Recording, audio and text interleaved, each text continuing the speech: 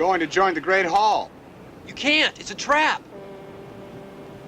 I have spells. I'm going to fly. Welcome to Demasked. My name is Fresman, and today I'm joined by, I hope I'm pronouncing this right, Paddyowagon. That's correct, yeah.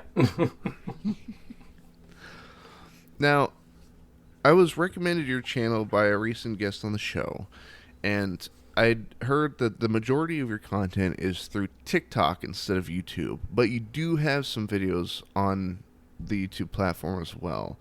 Where did that start? Did you start on YouTube or TikTok and then it just kind of bleed into the other?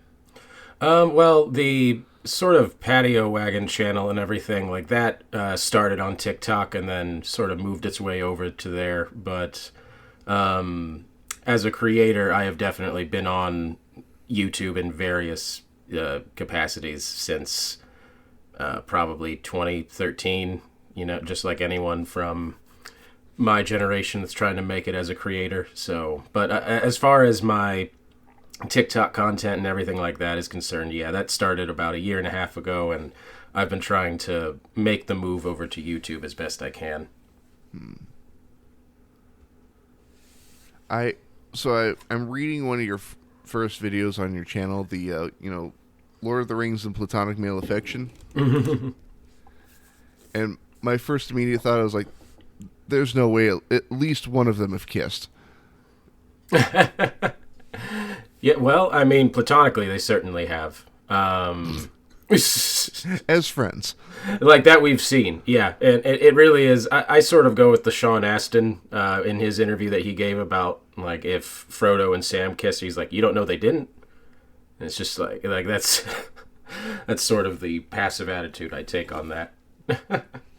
Well, I say if the end of Return of the Kings to be believed, like those long stares at each other, I'm just like, I don't know. It's a very unique type of longing, at very least. I think that's the most diplomatic way you could put it. You know what? That's fair. That's fair.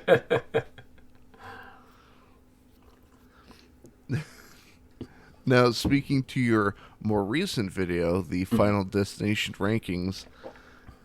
Now, you've already ranked your Final Destination movies, but if you had to direct a Final Destination movie, where would you go with it? That's actually a pretty easy answer for me. I've always thought, and after seeing the most recent movie, I think that this is the most logical path forward for the series, but I've always thought an anthology movie would make the most sense for a Final Destination sequel, where we just follow like 4 to 6 different groups of characters from throughout time. Because I would kind of like to see what Final Destination would look like in the early 1900s or late 1800s and stuff like that. But, and just to see how far that connection with the original flight and everything can go. Because at this point, I think Final Destination, and I say this lovingly, has reached a sort of ridiculousness that the Saw franchise did a long time ago. And I think that they would be best served to just lean into the weirdness of it all. And Bloodlines definitely, in terms of its dark humor and everything, proved that I think that's the best direction for the series. So yeah, if I could direct one, anthology movie. I think if I ever got the time and the budget to make one, I want, like, the entire movie is following one person, sort of Mr. Magooing their way through it. Like near misses, but they don't even realize it's happening. Yeah, I think that would, I think that could go a long way with it. But, yeah, that video pretty much only exists because I got out of Bloodlines and was like, oh, this franchise that I like does have a chance to keep going. Well, what a reinvigorating feeling. Is Final Destination your favorite, like, horror franchise? I wouldn't say my favorite horror franchise, but I would say it's probably my favorite horror franchise with more than 3 to 4 entries in it, which is a very narrow window, I understand. But I would also say it's my favorite New Line Cinema horror series. Okay. Because they have a few good ones, but I would say that Final Destination is pound for pound my favorite one. Do you have a favorite like horror franchise if you had to pick one outside of Final Destination? I mean, I think the Alien movies are generally pretty good, and I say that very cautiously because there's some stuff in that franchise that I really don't like. But yeah, I off the top of my head, I can't really think of like a series, like a horror series that I'm very gung ho about outside of Final Destination. But yeah, if that answer comes to me, I'm sure I'll blurt it out randomly. But now, in terms of content creation, so you mentioned you've had sort of multiple channels, prior to this. If you're willing to share, what was your first channel on this platform? Oh, I can definitely share. I mean, it's one of those things where like everything on the internet lasts forever, so you might as well just like embrace it. But the first thing I ever really made on YouTube was a fan show for Fallout, of all things. Back in like 2013, it was like right after I got out of high school, and I made like a few episodes of that with my friends. That was pretty fun. And from there, I actually never really wanted to do YouTube or anything like this as the face of anything. I never wanted to be the draw. Like, I wanted to be the editor, the writer, like anything other than somebody representing the whole thing. And basically from that point on, I would work editing jobs for other content creators, other YouTubers and things like that. I had a pretty long stay with the YouTube channel Beth Roars. She's a vocal coach, and I edited a ton of videos for her. Probably, I think, what was it? I think I edited about 450, 500 videos for her over a few years. I also hosted for a YouTube channel called Skull Splitter Dice, which was like a D&D channel, and they had me basically redo a lot of their scripts and then film and edit them, all that kind of stuff. I was honestly doing way more work than what I should have for that kind of thing. but I did that. Edited for a few other YouTube channels and stuff, just trying to stay kind of generally in that creative space. And it really wasn't until 2 years ago where a sort of collaborator of mine had TikTok, and I really only got TikTok to support them because they were doing pretty good on the platform at the time. And I just started posting things on there, and eventually some of it caught traction. So that's kind of where it led to from there. How do you feel now that you are running a channel that you're more the face of it? It's still very weird. Not weird in a bad way, mind you, but just like didn't really have to think about anything that would come along with this until it was happening and stuff like that. And I would say within about like 2 weeks after one of my videos went viral, TikTok basically sent an alert that was like, if you get to 10,000 followers, you could start getting paid. And that was, I saw dollar signs, got tunnel vision, and immediately started turning all of my efforts to making that a possibility. And I think that's pretty much how that went. Having everything come down to not only me being on screen, but the way I edit things, all that kind of stuff. It's still very bizarre and in its own way very rewarding. But as someone that's worked freelance for the last 8 to 10 years, I will say in many ways, though it is very nice, it is also still, as far as work goes, pragmatically, still very much a lateral move, because I am still 100% reliant on my ability to make work happen, as opposed to it being given to me or anything else that would happen in a more job setting. But, yeah. Well, I mean, like while the skill set's the same, it's just simply the subject or the person in focus has changed.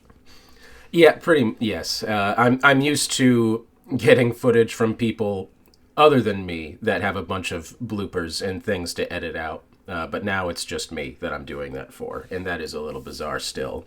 I am wondering when that phase will end, but I'm a year and a half into this, and it still feels a little strange to just edit myself on a Adobe Premiere timeline.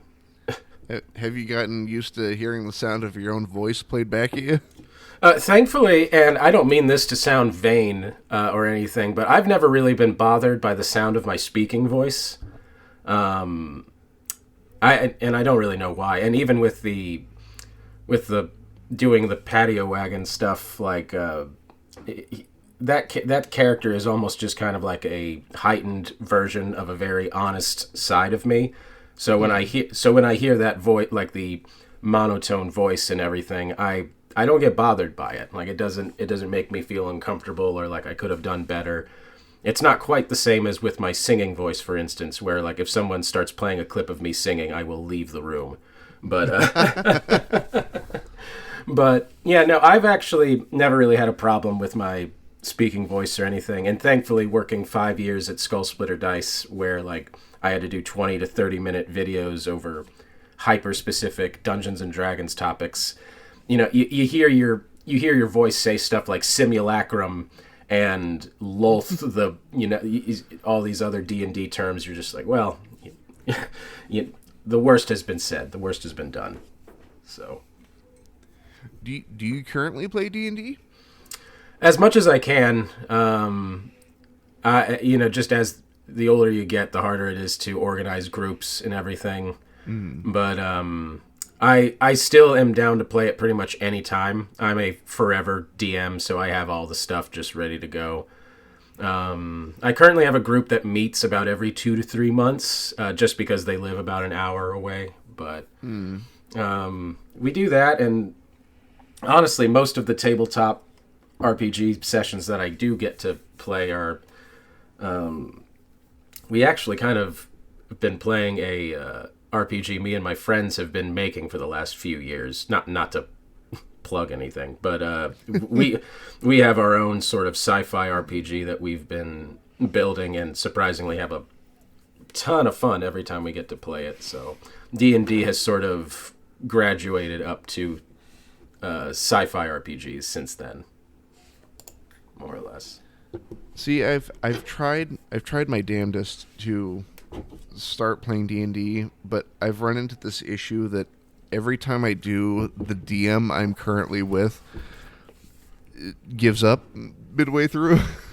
Yeah, I can't say I relate, because I dive too head first into all this stuff to ever fizzle out. However, I totally understand the burnout of it all. It's a very emotionally exhausting activity. So it wasn't even that. Both times it was after the first session, and it was just quite literally, I don't want to do it. I don't want to. Oh man, that and it sucks because I had a really good character going too. Yeah, isn't that always the shame with a campaign that just stops before its prime? Is just like, we were getting to the good stuff with this guy. He was so cool. I did this thing where, okay, so I'm not the type of party member to try to get any of my party killed or anything like that. Mm-hmm. But I do like being a minor annoyance in multiple ways, but in a non-lethal fashion. My whole thing was I would try to eat the corpse of any monster that we killed. But no matter what it was. The good old cannibalism trait from Fallout. I love it. That's actually one of my favorites, especially in 76. It removes the food issue. Yeah, which it should. Yeah. Well, I respect that. But it got to a point where it's like you're in a tomb in a room full of centipedes, and I go, cool, roll to eat the centipedes. And they're like, I guess. Go ahead and roll for it. I'm like, cool, 17. They're like, all right, you drop to your knees and begin shoveling centipedes into your mouth. Yeah. I have to say, as a dungeon master, I would kind of like the idea of having to be on my toes for like what effects each type of food would have and things like that. So that sounds like a pretty fun character to have at the table, if I do say so myself. If I remember, it got to a point where they, instead of like checking for like poison or anything, it's like, okay, roll to like keep it down. Yeah, exactly. Like, I hear person that eats anything, and I'm just like, okay, I have to start considering the body chemistry of the thing he's eating. Cool. I like that.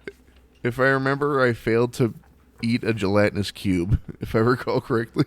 Well, so would just about anybody. So, no shame in that. Oh no, it was just a bad roll. It's like, roll to keep it down. I'm like, cool. It's like 1. I'm like, sick. Awesome. Literally. Don't you want to take a rest period? Nope, eat the cube. No, I just eat the cube.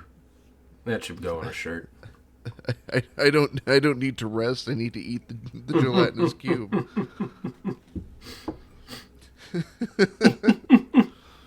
So what, in D&D you mentioned that you're a DM. Have you ever participated as a player? Absolutely. And I like being a player, don't get me wrong. And more than that, I am not the type of forever DM that insists on being that way. Like, if somebody has an idea for a one-shot or a campaign, like, I will gladly not only partake in that, but give them like the supplies I have or anything like that. I've definitely been a player. I think I'm better as a dungeon master as opposed to me being a player, and I have way more fun doing that than I do preparing a play, because as the DM you're preparing not just characters but the logic and feeling of a universe, and I find that extremely rewarding. And I think it's also, and this is not to make me sound altruistic or anything, but I do know that being a dungeon master and preparing all that stuff is the most difficult part of actually running D&D or any RPG, and that's just stuff that I don't find to be a chore. And if it's something I enjoy, something that takes a lot of man hours in between sessions, that I don't mind, and if it means that at the end of all that I get to experience all this stuff with my friends, I will so gladly do it. But I have been a player a few times, and I think I've had some pretty great characters within that time. In particular, there was a campaign my brother ran that was basically took place on a circus train going across the country, and we were all different circus performers. And I played as a Loxodon that liked to play instruments, so it was a good time. But I would say I've probably played maybe as a player 9 or 10 times versus the literal hundreds of sessions that I have done as a dungeon master. So I need to figure out. There's a buddy of mine that's trying to like get a campaign together, and I'm hoping that comes to fruition, because I have the dice, I have like everything ready. I just need a DM. Yep. There was a part of me for a while that thought about doing like paid dungeon master work or something like that. And it very quickly occurred to me, very quickly occurred to me when I was at a game bar one day, just like, oh, I can't control who would hire me, and that might be a nightmare, actually. So let's not do that. But I know how in demand that kind of thing is, and I guess that's why I'm happy to be the forever DM in my group, should I ever be needed. Hi, I need a DM for my group project. My character's an OC, Darkblood Shadowblade. The joke I like to make when it comes to people's OCs is they're way stronger than Shadow the Hedgehog. Good start. Okay. I'm also the most important character in the universe and have no flaws, and I can one-hit kill anything. And everyone claps every time I do anything. Roll for applause. Everyone's so happy for me. And no, there are no other players in this campaign. It's just me. I have done like a couple solo sessions with people where it is just me and then one player, and I have to say that's a very unique thing to go through, but not precisely what we're joking about here, but still.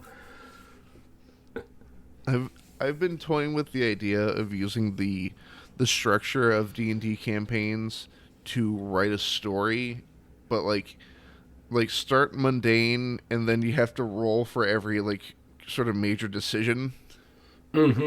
I know a couple friends from film school that have written a couple things that way, in the sense that they use dice rolls and characters and vague ideas of stats to try and play out their story. And I have to say, it definitely works best from my experience with horror stories, because those are typically the types of stories that work best from a type of unexpected subversion. Like, if you roll the dice and like, oh, I liked them, but they're dead here now. Like that can actually work wonders for story writing and things like that. The reason that it's a short story is because they rolled a nat 1 over and over. Yeah, you had to start with you had to create a new batch of turns out this is just the opening prologue, because they all rolled terribly and I need new characters now. I had this idea for like just trying to get a character like to his job, and it's like roll to get out of bed, and then it's like nat 1, fall back asleep, late for work.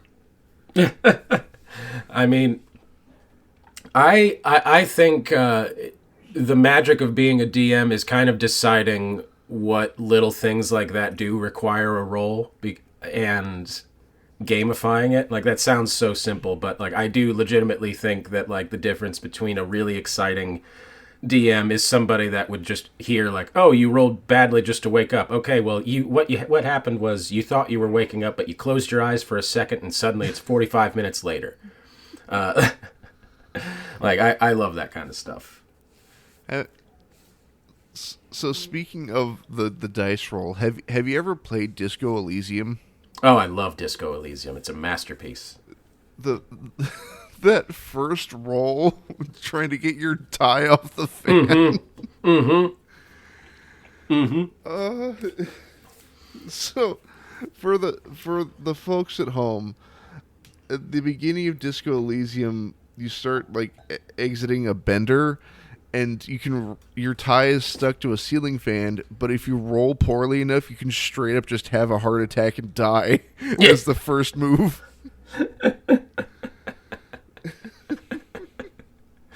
Which is just, God, good Lord, if I had to make a list of all the amazing moments from that game, it would be a scroll.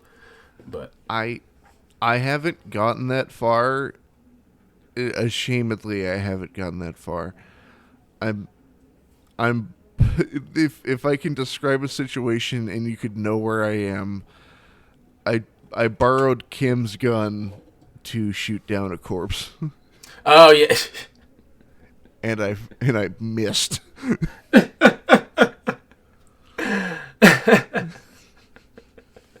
Yeah, that sounds right. I did, however, use the prompt of point the gun at the kid. And this is why more people need to play this game. Good Lord. Well, the fact that, like, if I remember, there was a review where they mentioned that a lot of conversations with, like main story characters are considered boss fights. Yeah. Sitting in a chair so uncomfortable that you can just give up and quit. Didn't they just release like a special edition of that game or something? Like I bought it forever ago, so I have no idea. Like, but I could have sworn they just released like a complete edition of that game or something. If I recall, they did, but the original team that made the game has since left. So if you do buy that new one, it's not going to the people that did the work originally.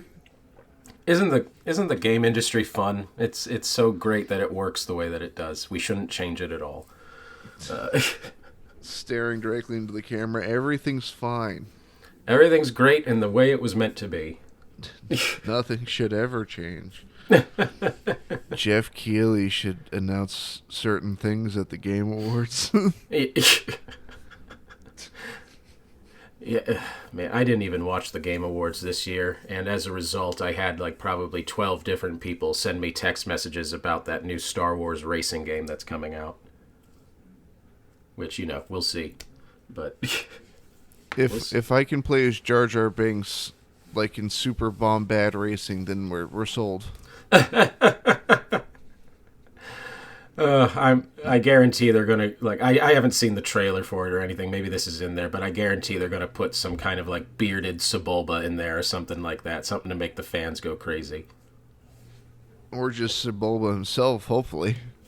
Yeah, we'll see. Like, I'm speaking very facetiously right now, but I actually do love the racing circuit of Star Wars. Is like some of my favorite lore in the entire universe. But I'm only sounding very like cautiously optimistic because I think there have been, off the top of my head, 4 Star Wars video games that I have actively been looking forward to that have been canceled in my lifetime, and I'm not ready to feel that hurt again. So was one of them 1313? Oh, absolutely. That was like that was like the beginning of it. And to be clear, I'm not a big like. I know the big thing about that was it was going to have Boba Fett, like it was going to be a prequel story kind of thing. Like I couldn't care less about Boba Fett. Just merely the idea of exploring the underbelly of Coruscant was like, oh, how intriguing. We're not making that anymore, by the way. Ah, excellent. hey, check out this kick-ass early stage trailer that looks like Uncharted in the Star Wars universe. You like it? Great. It's canceled, though. Yeah, it's canceled because copyright law is fun. So, yeah, like, and so you tell me Star Wars racing game. I'm like, sounds great. I'll believe it when I see it. I'll take it. I'm also upset about that canceled Darth Maul game. Yeah, just so many things like that. Now, if they can give me a Star Wars lightsaber combat game that has the cutting physics of Metal Gear Rising: Revengeance, We'll see. Like I actually just replayed that a few years ago because I was like, I wonder if this game has aged poorly or not. Yeah, it's still fantastic, but yeah, something with those kinds of physics would be very interesting to see. I just, with how expensive games are to make and how much licensing is now and stuff, like I'm cautious about anything in the Star Wars video game space being trailblazing like it once was. Like I love the most recent Jedi games and everything, but even those just feel like they're living in the shadow of Souls-like games and things like that. So, well, that and like I feel like a lot of the combat, or at least let me rephrase that. In the first, was it Jedi Fallen Order? yeah. I felt like the combat was really restrictive. While it did have a really good base, like it didn't really open itself up to more. But Jedi Survivor absolutely did that. Mm-hmm. Yeah, I really like Jedi.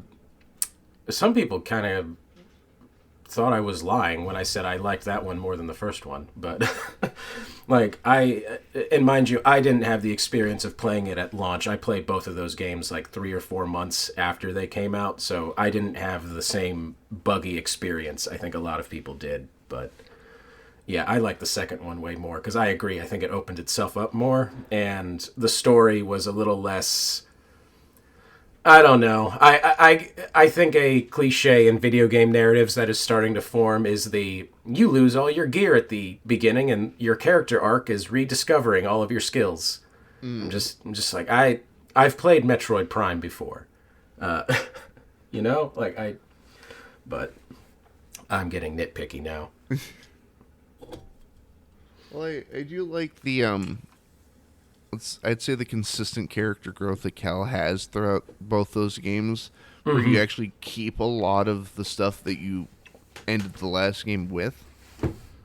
Oh, I completely agree, and I think that's one of the reasons that it gave me such a strong early impression in those first few hours of gameplay. Whereas in the first game, pretty much everything I thought was going to happen was the first 3 to 4 hours of the game. Like, we'll learn the climbing mechanics. Our best friend will get killed. This, that, the other thing. I had way more excitement with the second one in both regards. And I also enjoy I'm a sucker for customization in video games. And the fact that I got to make Cal like a haggard, homeless-looking man. Yeah, right. Well, because every other video and review that I've seen is like, we'll make him look like Obi-Wan. I'm like, no, long hair, full beard, just looks like a crazy person with a lightsaber.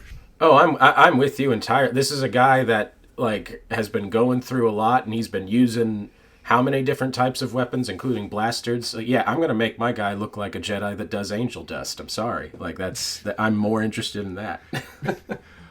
Oh, Star Wars Disco Elysium. I would, please. That's all I'm saying. Jedi Master Harry Dubois. I have always wanted a sort of noir story in Star Wars, and I'm kind of afraid it's never going to happen. But, a man can dream. Well, the thing is, I think the focus, and even in the movies and whatnot, I know we're getting off on a tangent about Star Wars, but here we are. But I think the movies and the games rely a little too heavily on, is character Jedi? No, but they're still Force sensitive, so there's an opportunity for that. And that's what I've been sort of wishing for years, is I want a character that is not Force sensitive, that will not be hinted at as being Force sensitive, and doesn't gain that at any point. It's just a guy. Yeah,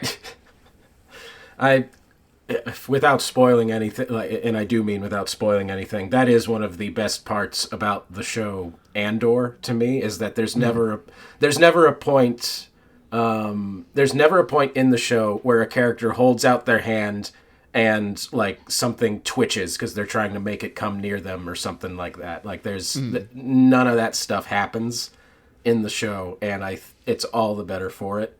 Because I agree. I think there are just some characters that need to get by on their skills, their gumption, everything like that. Not to say that I dislike... I mean, we were just talking about how I like those Jedi games. Not that I dislike that stuff, but it's just we need room for more Disco Elysium-style stories, I guess you could say. So, Well, if I recall, didn't Andor make a joke about that? I could have sworn a character tries to do the wave their hand thing, and then just nothing happens. I don't remember if they try to do that or anything. I remember there are some jokes about the Force in season 2, but I don't remember anyone trying to do a trick or anything. And which is, if that happens, I feel like a hypocrite because I've seen that. I've watched that show through probably about 4 times now, but. But I don't remember anyone trying to do that and failing, per se. I still need to catch up. I'm ashamed because I'm a huge Star Wars fan, but just finding the time to catch up on all those shows. Oh, I get it. And as much as I love Andor, it's not exactly an easy watch. And, I've put off watching shows like I think I put off watching season 4 of The Boys for so long because I was just like, hey, like, because all my roommates wanted to catch up and watch it. I was like, I just can't broach that show right now because I know I'm gonna like it. Don't get me wrong, but the themes of the show and everything are just things that exhaust me, and I don't want to right now. And Andor definitely fits into that box of just like, I love all this stuff, but it is also about how, oppression and all that stuff is bad, and that's an exhausting thing to watch right now. So, Well, like what's the word I'm looking for? That whole first season, I was worried that the characters were going to be left in a spot, the entirety of this, like the prison. I was worried it was going to be the entire season. oh yeah, agreed. And I think that's something the show does wonderfully in that first season is it keeps making you think that we're locking into a rhythm, only to then kind of be like, no, we're actually telling a whole trilogy of movies inside of this one season of TV. And it really keeps you on edge for that. Has there been a show? So the term that me and my partner use is a show that is ruined by the fans. Oh yeah, I can think of a few shows like that. Or more so yet, what show have you been recommended by fans of a certain show that makes you not want to watch it? Oh man, there have kind of been a few shows like that. If I think though, and I feel like I'm dogpiling on this particular fandom, but and I should start by saying I like the show. I get why the fan base is so the way they are about it. Yeah. But I think Steven Universe gets a bad rap because of its online presence. Yeah. And I recognize that is the work of a very vocal minority as opposed to the fan base as a whole or anything like that. But fans of Steven Universe, I think, are the kinds of people that are so profoundly moved by the show on a human level, and that's a beautiful thing. But they have that experience with it, and they assume everyone else will also have that kind of experience with the show, and will therefore just recommend it to everybody. And even as somebody that loves Steven Universe, I don't know that I have that eagerness to recommend it to everybody. So I think that would probably be the one I pick. Well, the issue I have is that there's this, I don't want to call it pessimism, but there's this thing in my heart where the more I'm recommended a show, the more I'm worried it's going to suck. Mm-hmm. Yeah.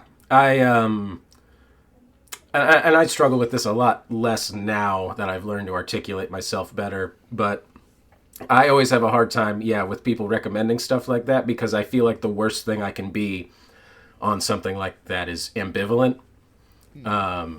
Like more so than disliking, because with disliking something, like that can be a conversation that ends pretty quickly. But whenever I'm just like, yeah, it was fine, I feel like that's just the worst thing you can tell somebody that's passionate about a certain kind of thing. So yeah, the more people that recommend things like that to me, I'm always just like, oh crap, I really hope that I have something unique at least to say about it when I return.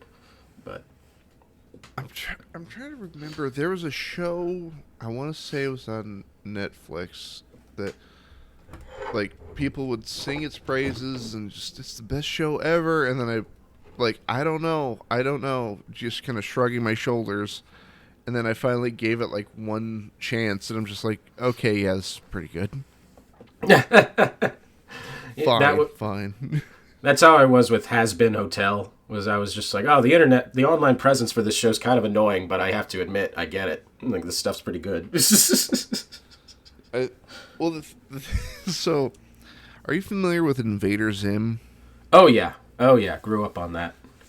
So, I was in middle school when that show was still going on, or like still actively on the air, and the fandom just in my school alone completely like disillusioned me from ever wanting to watch it.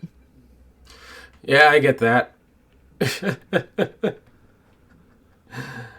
I mean, especially with God in that era of pre-terminally online fandoms and stuff like that, we really didn't know how annoying we were about that kind of stuff.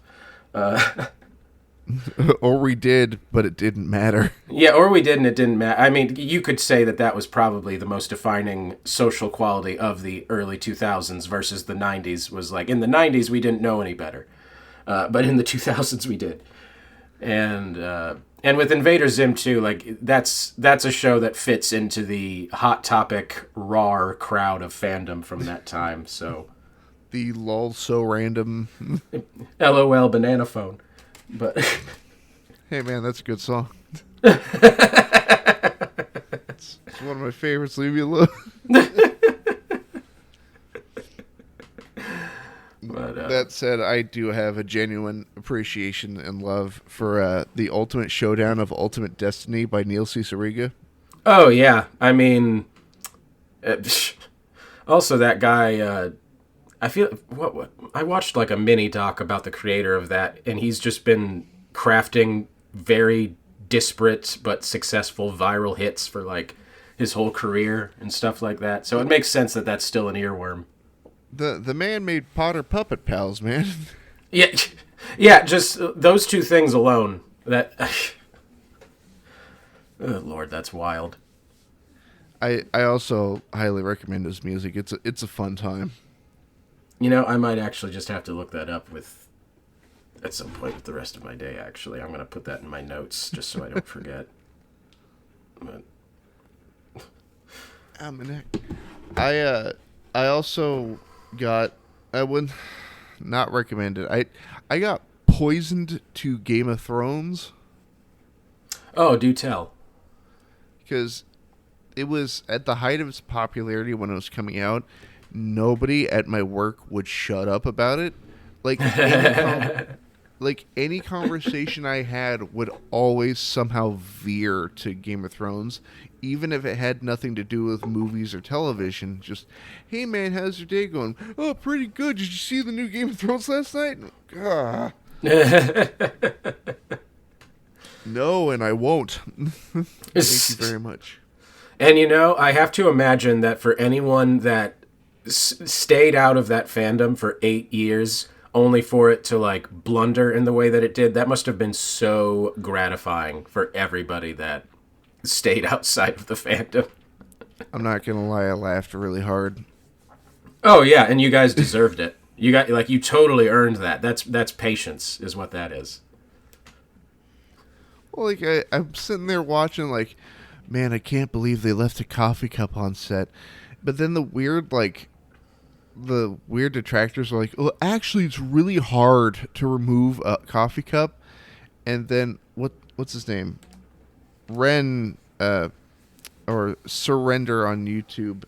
He works at Corridor Digital. Oh, yeah. A literal VFX company. He goes, hey, this took me like 3 minutes.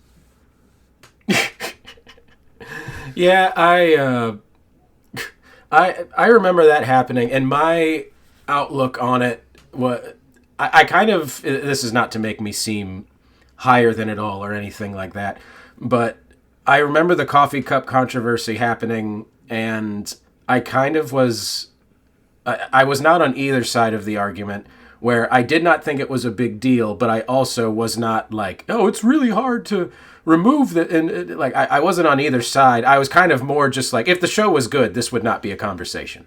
Like, the fact of the matter is that if there was a coffee cup in the shot of one of the like season 1 episodes or something like that, that it would have never. It would have been more of just like a fun, like, oh, if you look in the background, like this happened. Like no one has this same kind of hostility towards the stormtrooper bopping his head in the original Star Wars and stuff like that, because it's good. And like, as someone that's worked on film sets, I get the sentiment that people have when they say that, like, film continuity's hard. They've been on set for 8 hours and they need their like whatever. Like I guess I understand that, but so much of the discourse in those last couple seasons of Game of Thrones, I think, was missing the forest through the trees a little bit. Well, I think the question that kind of got neglected wasn't so much why is there a coffee cup on set. It's what actor left that there. Why aren't we talking to them?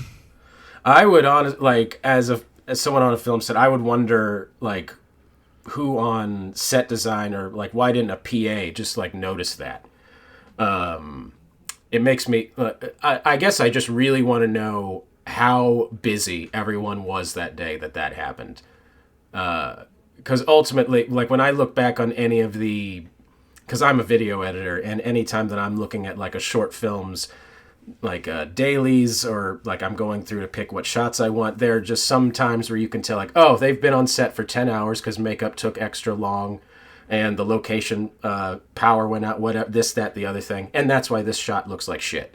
And I'm just so very curious, like, what kind of stuff was happening that day that literally none of the 30 plus people on set were able to be like, there's a coffee cup in the shot, let's get that. Or what if it was all on purpose? Yeah, like, I really wouldn't put that past him. Like, after, what was it, like 4 or 5 years ago, I found out that CinemaSins intentionally, like, gets things wrong in his videos so that people will comment on it. I'm just like, I don't know. Knew it. Yeah, like, it's just like, what do I believe? And what's sincere and what's for publicity anymore? So yeah, I agree. It could have easily just been something like that. I used to watch his videos a lot, but I can't. It's a really big pet peeve of mine if somebody is, like, confidently incorrect. Oh yeah. And okay, this is a super minor nitpick, but it has bothered me for years. Whenever he's covering a comic book movie, like, I'm a big comic book guy, and while I do not understand all of the lore, I'm willing to learn. Mm-hmm. And so whenever something not even passingly obscure occurs in a comic book movie, and CinemaSins covers it, and he goes, oh, I guess you gotta read 50 billion comics to understand what's going on here. Just like, shut up. Just shut up. Yeah, I'm sorry you came into this half knowledgeable. Yeah. Yeah, I used to watch a ton of his videos too, and I've only soured on them because it turns out very few of us were watching it for fun, and a lot of us were watching it to earnestly figure out how to critique movies, and I think that has sort of poisoned a lot of film discourse over the last 10 years. And I'm not one of those people that thinks CinemaSins ruined movie reviews or anything. He's a symptom of a much larger online discourse issue.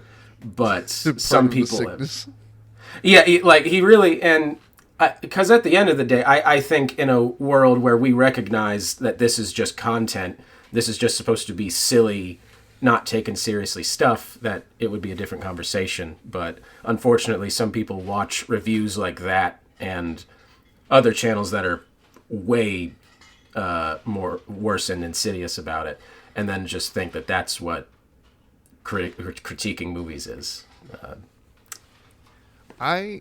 You know what? That would be a fun experiment, to make a movie review, but don't give any hard opinions. Just kind of shoulder shrug your way through it.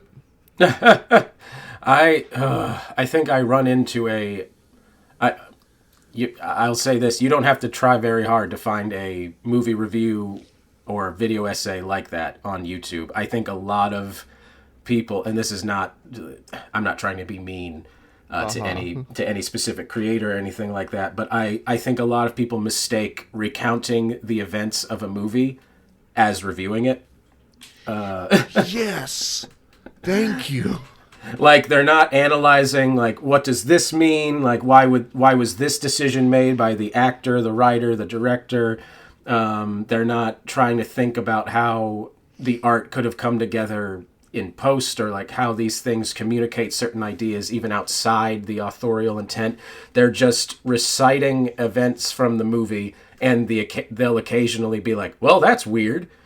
Or, I don't know that I like that. Or, I found that funny, honestly. And I'm just like, that's not... that's not providing anything.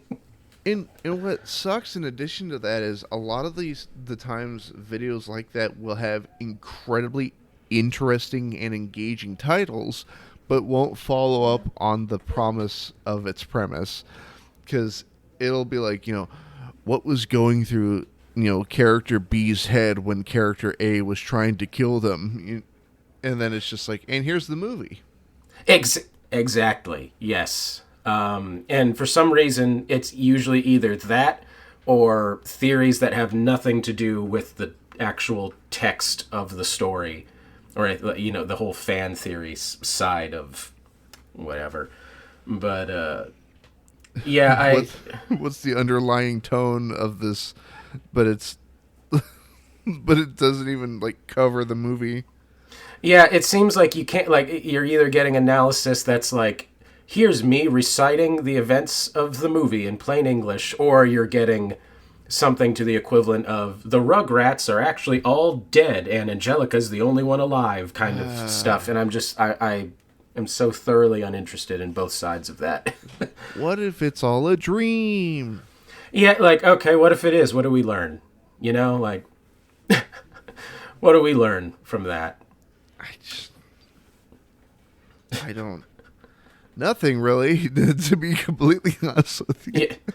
And I don't think people have to go into, like, I just released a video the other day of me reading my notes from me watching the movie Operation Dumbo Drop. I don't think everything discussing movies has to be analytical, but I am tired of people wearing the skin of video analysis just to yap. So...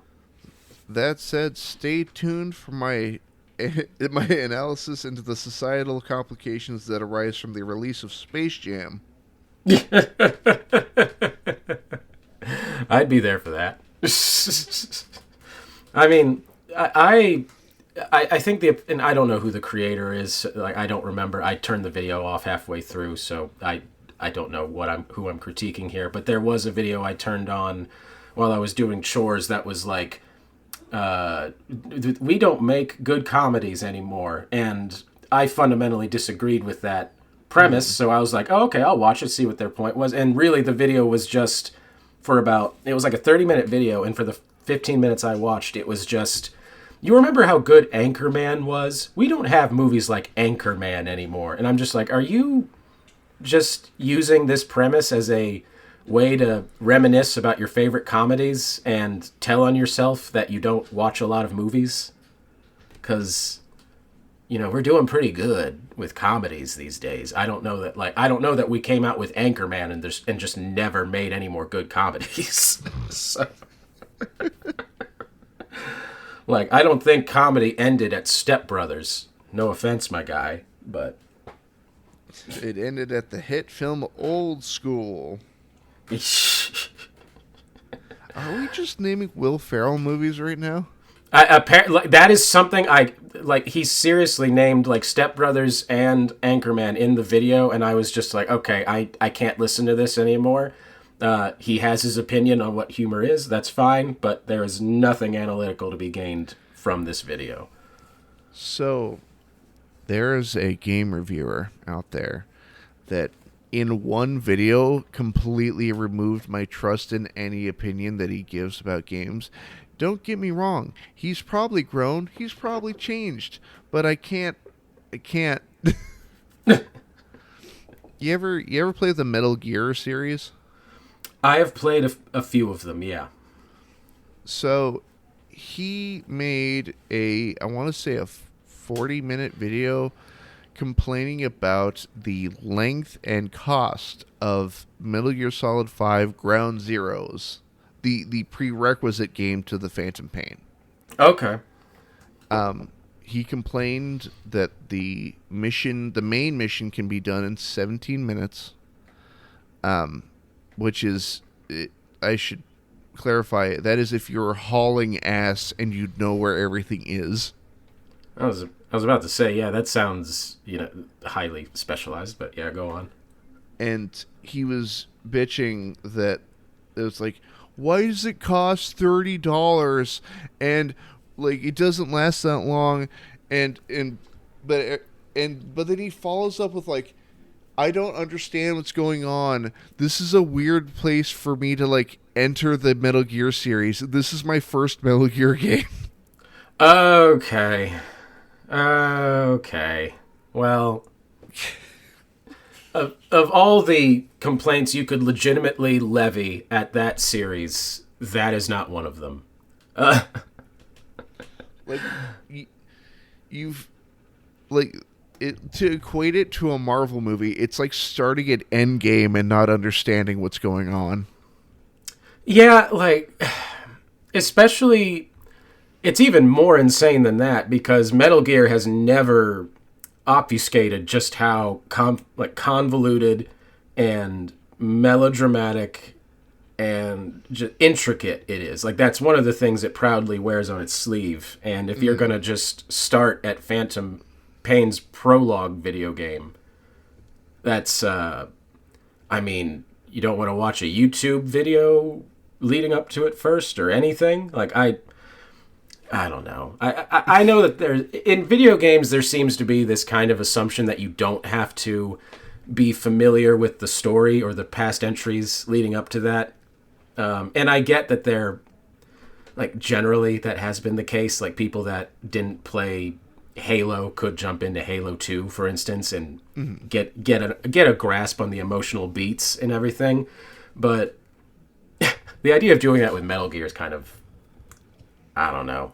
I don't blame you for losing credibility with them if they're going to pose their review as something worthwhile, while in the same breath admitting just like, yeah, I have no idea what's going on because I've done no effort into figuring it out beforehand. Well, it's gotten to this point where like I still actively follow them on Twitter, and whenever I hear their opinion about a game, I'm like, I feel like it's going to be the opposite of whatever you tell me. Yeah, which is not nothing. As far as reviews, because I have a couple reviewers that I follow, and in the most respectful way possible, I follow them because I know I completely disagree with most of their opinions. So I know that I can go out and check something out. But that sounds like a different thing than how this guy is. Well, it's gotten to a point where whenever it's like, oh yeah, this game sucks, I'm like, now I have to try it. Yep. I have a couple movie reviewers that are that way with me. I do enjoy that we're not naming names, but I can like guess who it, like a lot of them might be. Yeah.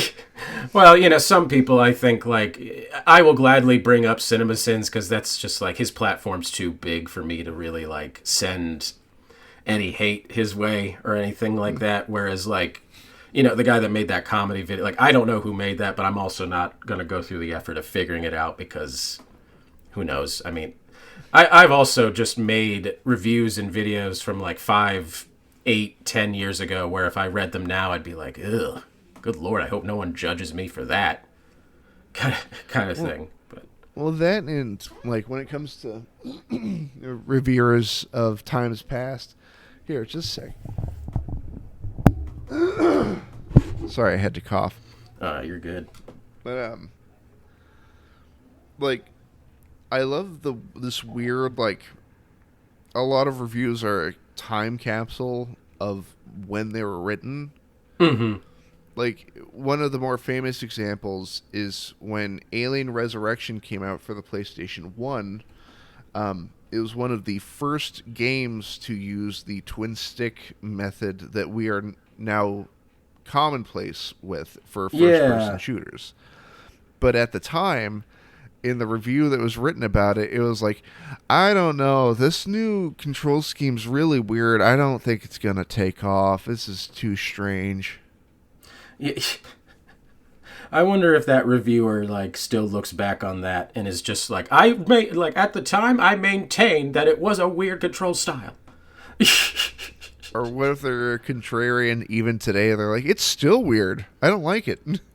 Yeah. Oh, I would love if they've stood. I would honestly have a lot of respect for them if they stood their ground on that. I play all of my games with a Logitech D-pad. Oh, to meet that person. I must become that person. Yeah, like I wonder if I'm sure that they have adjusted with the times, but one person I legitimately hope is holding out is that one reviewer that said that Pokemon game had too much water and everyone freaked out about it. Oh.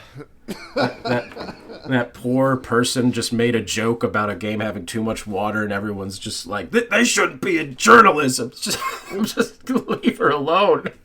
Well, no, did you see that it actually hurt the score? Like, it was listed on the cons. No, I did, and I don't play any Pokemon games, so for like 2 or 3 years after that controversy happened, I kind of was just like, oh, someone at IGN put their foot in their mouth. What a surprise. But then, like, my partner is a big Pokemon fan, and she actually, like, she doesn't follow, like, game news or anything like that, but she loves Pokemon. And then when we were talking, and somehow that controversy came up, and she was explaining how, like, yeah, that game was remaking a game that already had, like, critiques of this, that, the other thing. And one of the things that made it slog to play through was how much of the water types and like, she basically was saying that, like, the complaint of too much water is actually not too far off base from what was wrong with that game at the time, apparently. And that's when I was like, oh, so too much water was kind of a critique. That's interesting. Where, like, so that was that. Maybe that's something I could have been, if I was more dialed into the fandom, I might have recognized. But yeah, as far as old reviews go, I'm curious how we will look back on that one in like 20 years in the same idea as the Alien review. We're going to look back at your video of Lord of the Rings and platonic male affection. And somebody's going to go, no, they're manly men who only do manly men things. Some people get really angry at me for that video. I still occasionally get like a message or a comment from somebody that they're not saying quite what you just said, but they are right up against the, like, they're basically saying I didn't point out any of the actual masculine things that these characters do and stuff like that. And I'm just, I don't know how anyone can watch those movies and read Aragorn as like a dude bro or something like that. I just, I don't know. I don't know what people like that see in those movies, I guess. Or the sinful relationship between, I can't finish it, between Gimli and Legolas. Oh, God forbid I suggest such a thing. Yeah, a lot of Lord of the Rings fans, I think, just wish Lord of the Rings was Conan. Not realizing that those things are diametrically opposed. Well, that and, like, Lord of the Rings with, like, I'm not thinking of, like, just Frodo as, like, a Conan type, but I'm thinking of everybody in the party as a Conan type. That would be the most boring film. Oh, yeah. Yeah. And I mean, if I had a movie hot take, I would say that the movie Conan is already boring enough, but minus the James Earl Jones of it all. Well, I have this image in my head of, like, all right, the door won't open. It says speak, friend, and enter. Well, we can just crush it with our fists. Yeah, we could just punch it. The all barbarian party. I would watch that parody video. I'll say that much.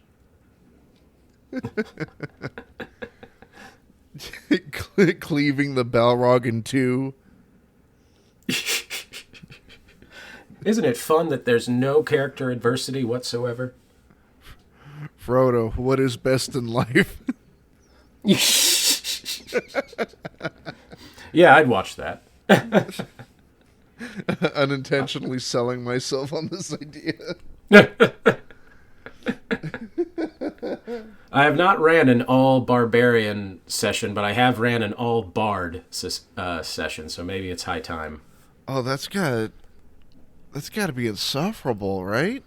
Well, they were playing as a traveling band, and they were allowed to multi-class as long as their primary class was still bard. So that was kind of the conceit, was that they were a band on the way to their next show, and they got stopped by like a train robbery kind of thing, and it went from there. So Gotcha. If I remember, one of my first characters was a half-orc, like hermit that lived in the woods, but it was also super racist towards elves. Which, you know, for elves, that's okay. No, I'm kidding. But well, like the only other person in my party was an elf who happened to be a pickpocket, and the whole time I'm like, great, stay away from me though. I hope you understand my trepidation. No. Well, like, we'd go into a store, it's like, all right, we need food and items for the journey ahead, and I just turn to him and just, don't steal anything, and then back to...